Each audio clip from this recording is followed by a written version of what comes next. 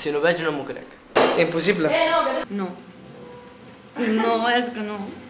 Perquè és fred. Si fos calent... Jo crec que no, perquè el gel està fred. O sigui que Isidre ens vols estafar, eh? Això no pot ser.